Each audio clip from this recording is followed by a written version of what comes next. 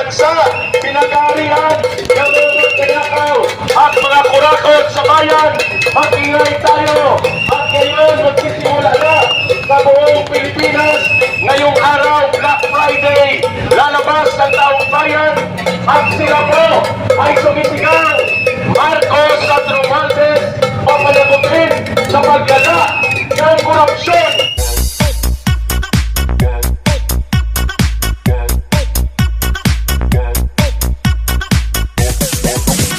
Pagkarambong at mga pagnanakaw sa pagkontrol at iba't ibang proyekto ng gobyerno. Isang minuto na pag-iingay bago magsimula ang ating programang ito sa gilid ng exercise. Ready, go!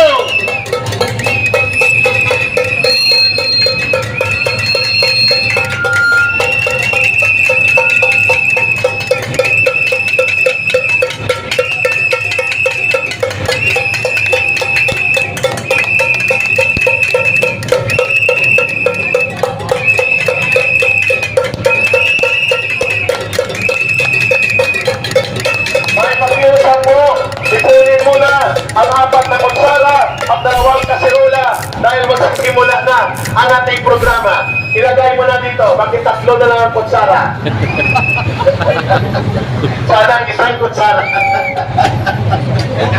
Mga kababayan, pakinggan natin ang panawagan at poses ng sambayang Pilipino. Narito po si Undersecretary Ben Ranque. Oh, malakas ba ang boses ko? Kunan mo ng ito. Hello. Tama na. Sobra na. Pababain na ang bangag sa Pangulo sa bansa. Ang maliw bangag na Pangulo sa ating bansa. Tama na. Sobra na. Bumaba ka na. Mag-resign ka na. Mga kababayan kong Pilipino, matagal na namin sinasabi, kaya nanawagan kami na Marcos alis dyan. Noong unang taon pa, kinasan namin ang movement na ito dahil wala talaga tayong maasahan sa Pangulo natin na walang utak. Walang utak ang ating Pangulo. Ngayon, divine intervention. Nangyari ang mga pag-ulan, mga pagbaha, lumulutang ang mga buhaya. Di ba? Lumulutang ang mga buhaya. Ibig sabihin, pinapakita ng ating Panginoon na tama ang panawagan ninyo na Marcos alis dyan. Pinalulutan niya ang mga buhaya upang malaman ng mga tao sa bansa at sa buong mundo na ang nagpapakain ng mga buhaya na galing sa pira ng ating mga buhis ay si Bangag PBN. Ano sir? Siyang ang nagpirma ng budget. Kaya noon nagsisisi kami. Bakit? Tumulong din kami. Tayo na maging presidente siya. Sino ba naman mag-akala na gawin niya ito sa bansang Pilipino? Noong araw, walang pina si Bongbong Marcos dahil sinikwester ang kanilang mga ari-arian, ang mga ninakaw ng kayamanan ng kanyang ama. Walang pera si Bongbong Marcos. Kaya hirap siya sa kanyang protesta bilang vice-presidente noong nakaraan halalan. Nagprotesta siya laban sa pagkapanalo ni Tito Robredo. Wala siyang pera. Pero dumating ang halalan sa 2022, kundi dahil sa pagsanib puwersa ni Sara Duterte, hindi kadami ang pera ni Bongbong Marcos noong kampanya. Nagkaroon lang siya ng limpak-limpak na salapi dahil nakita ng mga tao na mananalo siya dahil kumampi si Sara Duterte sa kanya. Balikan ko, wala siyang pera. Kahit protesta na, hindi siya manalo. Pero, nung nagkaroon ng tandem ang Sara Duterte at Bongbong Marcos, dumaloy ang pera ni Bongbong Marcos. Lalo na nung nanalo siya na nagiging presidente.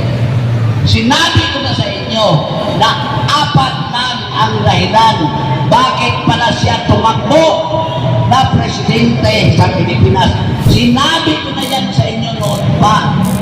Unang rason, kaya niya binuwag ang Presidential Anti-Corruption Commission na tinatayo ni Digong Duterte nung presidente siya. Binuwag ni Bongbong Marcos nung unang araw na umupo siya. Lumabas yung Executive Order number 1 na buwagin niya ang Presidential Anti-Corruption Commission dahil ang number 1 niya na agenda bakit siya tumakbo bilang presidente ay magnakaw siya sa pera na bayan. Tubig. Mike. Tubig. Yun ang number 1 niya na agenda. Kasi uhaw na uhaw. Ilang dekada na nawala ang kanilang pamilya na nagiging Pangulo at Diktador sa Pilipinas. Uhaw na uhaw si Bongbong. Wala siyang pera. Nung nagiging presidente siya, nagnakaw siya sa pera. Hanggang ngayon, nagnakaw siya ng pera dahil agenda ngayon dahil uhaw na uhaw sila. Paano niya ninakaw? Ginamit niya ang mga buhaya sa Kongreso, ginamit niya si Martin Romualdez, ginamit niya mga congressman, pinirmahan niya ang budget, ang natatirang budget nung umupo siya sa 2022 hanggang ngayon 2025, pinirmahan niya ang ating budget upang nakawin nila sa kanyang mga alipolis. Yun ang katotohanan. Number 1, ang agenda ng Bongbong Marcos, balikan ko, magnakaw sa pira natin. Ngayon, anong pangalawa? Ang pangalawang agenda ni Bongbong Marcos ay kunin nila yung kanilang mga tanong-yaman sa Amerika. Noong araw, pumunta siya sa China. Sinabi niya, okay, magkasundo tayo mga Chinese. Maganda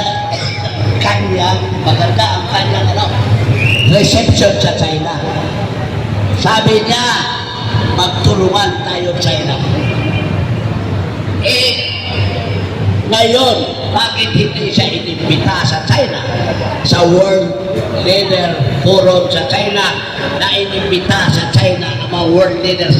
Ang hindi lang inimbita si Bongbong Marcos sa kadahilanan na si Bongbong Marcos ay tinawag na troublesome, panggugulo na presidente dito sa Asia. Dahil doon sa issue ng West Philippine Sea, South China Sea, ginulo ni Bongbong Marcos. Pumunta siya sa China, nag-usap sila ng maganda ni Xi Jinping, pero lumapit siya sa Amerika dahil gusto niyang kunin ang kanilang tagong yaman at sinabi ni Biden, okay, ibalik namin ang inyong tagong yaman, pero guluhin mo ang South China Sea dahil interesado ang Amerika doon sa daanan ng mga barko. Diba? Interesado yun ang interest ng Amerika. Tsaka papuntahin ko ang apat na ika namin sa Pilipinas, lalo na yung mga nuclear na armas. Natupad ang hiling ng Amerika na galit ang China. Yon ang pagiging tawag nila na double sum. Magkugulo si Bongbong Marcos. Walang salitang, wala siyang word of order. Di ba? Balikan ko, pumunta sa China. Magandang usapan. Pagpunta naman sa Amerika, binawala-wala ang China. So, nagkagulo. Dahil umuo ang China, ang Amerika umuo sa kanya na kunin ng mga Marcos ang kanilang panungyaman. So, balikan ko, number 1, magnakaw si Marcos. Number 2, i-reflect nila ang kanilang ill-gotten wealth sa Amerika. Pangatlo, anong purpose ng Presidente si Bongbong? Linisin niya ang pangalan ng kanilang pamilya. Dahil di ba magnanakaw sila? Marami silang kaso dito sa Pilipinas, sa Sandigan Bayan, sa mga korte. O ngayon, dinalaga ni Bongbong Marcos sa Sandigan Bayan ang kanyang justices na magpapawalang visa ng kanilang kaso sa kanyang pamilya. Okay? Pangatlo yun ang purpose ni Bongbong Marcos. So ngayon, tinalaga niya, unti-unti, nalinis ang mga kaso ng mga Marcos sa Sandigan Bayan. Pang-apat na purpose, bakit nag-presidente si Bongbong Marcos ay tinalaga niya sa Department of Education ang kanyang sekretary upang ang mga libro natin, di ba ang mga libro natin, ang pabasa mo doon, ang mga Marcos diktador, magnanakaw, lilinisin nila ang libro na yun dahil ang kanyang ama, dahil pinalibing ni Duterte sa libingan ng mga bayani, nagiging bayani. So yun ang ipalit doon sa libro ng Philippine History na ang kanilang ama, bayani, hindi magnanakaw. Nakuha natin? Ba? Wala siyang agenda na ayusin ang bansa ito. Yun, nakikita na natin ngayon.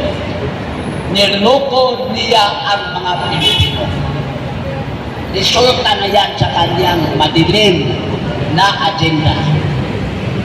Tingnan mo, wala ng pera ang ating bayan dahil pumeron na siya ng budget, nag-agawan ng mga buhaya, magnagaw sa kanyang pera.